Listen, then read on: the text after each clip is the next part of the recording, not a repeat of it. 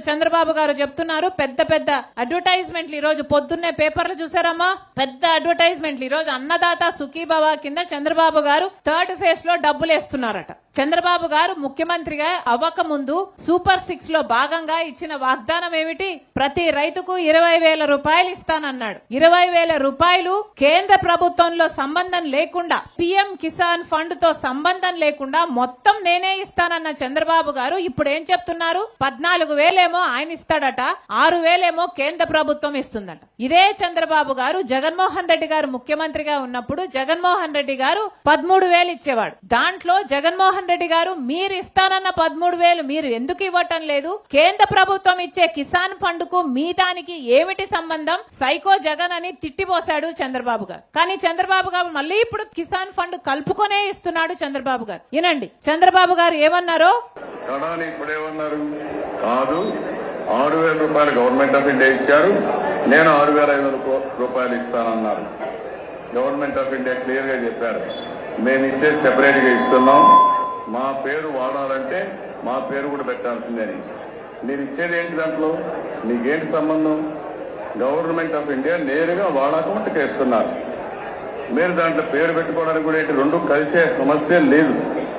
Government of India నుంచి నేరుగా నిధులు వాళ్ళ అకౌంట్లోకి పోయినప్పుడు ఆ పేరు క్లెయిమ్ చేయడం ఎంత నీచమైన కార్యక్రమం ఇది? అంటే చంద్రబాబు గారు చెప్తున్నారు పిఎం కిసాన్ ఫండ్ నుంచి 6,000 ఇస్తున్నారు, అది మీ ఫండ్ లో మీ పథకంలో కలుపుకోవడానికి ఎంత నీచమైన పని, పిఎం ఇచ్చేదానికి మీ దానికి ఏమిటి సంబంధం అని ఆ రోజు జగన్మోహన్ రెడ్డి గారిని తిట్టిపోశారు చంద్రబాబు గారు. ఇది కాకుండా రైతులకందరికీ అన్నదాత కింద 20,000 రూపాయలు సంవత్సరానికి ఇచ్చే బాధ్యత నాది.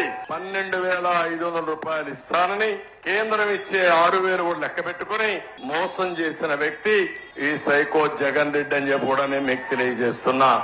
సో పిఎం కిసాన్ ఫండ్ కలుపుకున్నందుకు సైకో జగన్ అని తిట్టాడు చంద్రబాబు గారు. మళ్ళీ ఇప్పుడు చంద్రబాబు గారు అదే పిఎం కిసాన్ ఫండ్ ను కలుపుకొనే 20,000 ఇస్తున్నాడు. ఇది ఎక్కడి న్యాయం అని అడుగుతుంది కాంగ్రెస్ పార్టీ. కనీసం ఇచ్చిన మాటకు విలువ లేదా? ముఖ్యమంత్రి హోదాలో ముఖ్యమంత్రి స్థాయిలో ఉన్న వ్యక్తి సూపర్ 6 అని ఇచ్చిన పథకాలలో ఎన్ని అమలు అవుతున్నాయి? ఈ రోజు నిరుద్యోగ భృతి 3,000 రూపాయలు ప్రతి నిరుద్యోగికి ప్రతి నెల ఇస్తానన్నాడు చంద్రబాబు గారు. ఎంతమంది నిరుద్యోగులకు ఇచ్చాడు?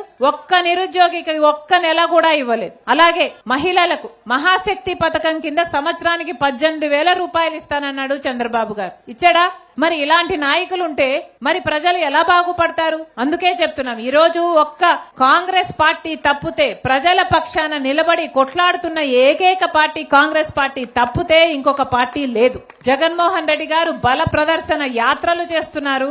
వాళ్ళ నాయకులకు ఏదైనా కష్టాలు వస్తే అక్కడికి వెళ్లి ఓదారుస్తున్నారు తప్పితే ప్రజలకు వచ్చిన కష్టాలలో ఎప్పుడైనా ఇప్పుడైనా ఇంతకు ముందైనా జగన్మోహన్ రెడ్డి గారు అధికారంలో ఉన్నప్పుడైనా ఇప్పుడైనా ప్రజల దగ్గరికి వస్తున్నారా? జగన్మోహన్ రెడ్డి గారు ఎవరికి వారు వాళ్ళ స్వార్థ రాజకీయాలు చూసుకుంటున్నారు. బీజేపీతో బాగుంటే వాళ్ళ మీద ఏ గొడవలు రావు కాబట్టి వాళ్ళ స్వార్థ రాజకీయాలు చూసుకుంటున్నారు తప్పితే ప్రజల గురించి ఆలోచన చేసే పార్టీలు ఒక కాంగ్రెస్ పార్టీ తప్పితే ఈ రాష్ట్రంలో లేవు. అందుకే చెప్తున్నాం, ఈ రోజు కాంగ్రెస్ పార్టీ నిలబడింది, నిలబడుతుంది. రాజశేఖర రెడ్డి బిడ్డ మీకు మాటిస్తుంది. ఎన్ని పోరాడాల్సి వచ్చినా, ఎన్ని కొట్లాడాల్సి వచ్చినా, బీజేపీకి వ్యతిరేకంగా అయినా సరే, చంద్రబాబుకు వ్యతిరేకంగా అయినా సరే, ఇక ఏ ఇతర పార్టీకి వ్యతిరేకంగా ప్రజల తరపున పోరాడాల్సి వచ్చినా రాజశేఖర రెడ్డి బిడ్డ నిలబడుతుంది, కాంగ్రెస్ పార్టీ పోరాడుతుంది అని మీకు మాటిస్తున్నాం.